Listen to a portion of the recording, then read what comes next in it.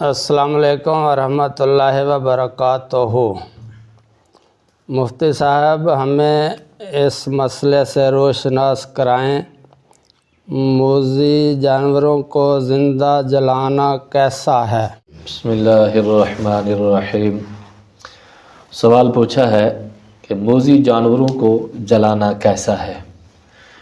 موذی جانوروں کو مارنے کی تو اجازت ہے، چھپکلی، کوا، سانپ، بچھو اور بھیڑ وغیرہ جو تکلیف دینے والے ہیں ان کو مارنے کی شرعاً اجازت ہے، لیکن طریقہ وہ اختیار کیا جائے جس میں ان کو کم سے کم تکلیف ہو۔ یعنی اگر کوئی جانور جیسے کہ کتا وغیرہ ہے اس کو گولی مار کر ختم کر دیا جائے اگر وہ ایذا دینے والا ہے، اور اسی طرح سانپ وغیرہ جو ہے اس کو ڈنڈے کے ساتھ مارا جائے، اور اس کے علاوہ اور بلی وغیرہ اگر کوئی نقصان پہنچاتی ہے، ایذا دینے والی ہے، بعض اوقات بولی ہو جاتی ہے جس کا اس کو کاٹنے سے انسان اور جانوروں کے مزید زہر پھیلنے کا اندیشہ ہوتا ہے، تو ایسے جانوروں کو بھی مارنے کی اجازت ہے، گولی کے ساتھ بھی مارا جا سکتا ہے، لیکن ان کو زندہ جلانا اس کی اجازت نہیں ہے، زندہ نہیں جلایا جا سکتا، کیونکہ یہ زندہ جلانا یہ اللہ رب العزت ہی اس آگ کی سزا دے سکتا ہے۔ کوئی انسان، کوئی حاکم یا کوئی بھی صاحب اختیار کسی شخص کو یہ اجازت نہیں ہے کہ اللہ کی مخلوق کو زندہ جلا دے۔ حضرت اکرمہ رضی اللہ تعالیٰ عنہ سے روایت ہے، فرماتے ہیں حضرت علی المرتضیٰ رضی اللہ تعالیٰ عنہ کے پاس کچھ بددین لوگ لائے گئے تو آپ نے انہیں جلا دیا تھا، تو یہ خبر حضرت ابن عباس رضی اللہ تعالیٰ عنہ کو پہنچی تو آپ نے فرمایا اگر میں ہوتا تو انہیں نہ جلاتا۔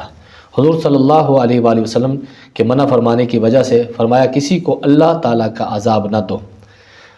یعنی میں انہیں قتل کرتا، رسول کریم صلی اللہ علیہ وسلم کے فرمان کی وجہ سے جو اپنا دین بدل دے اسے قتل کر دو، یہ نہیں کہ اس کو جلا دو۔ تو اس سے یہ پتہ چلتا ہے کہ جتنا بھی وہ حتیٰ کہ زندیق جو بدترین مخلوق میں سے سب سے بدترین ہے اس کو بھی جلانے کی اجازت نہیں ہے۔ حضرت علی المرتضیٰ نے ایسا عمل کیا، لیکن حضرت ابن عباس رضی اللہ تعالیٰ عنہ نے منع فرمایا۔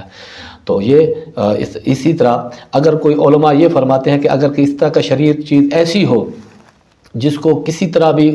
پکڑنا یا مارنا ممکن نہ رہتا ہو تو اس پر گرم پانی ڈالنے میں حرج نہیں ہے، لیکن زندہ جلانے کی پھر بھی اجازت نہیں ہوگی اس کو، کیونکہ یہ اجازت یہ کام صرف اللہ تعالیٰ ہی کر سکتا ہے، کسی کو سزا دینے کے طور پر اس کو جلا سکتا ہے، لیکن کسی کو جلانے کی اجازت نہیں ہے۔ اسی طرح وہ جو جتنے بھی بد مذہب ہیں، بعض اوقات ہمارے ہاں پاکستان کے اندر کسی کو پکڑ کر کوئی کسی کو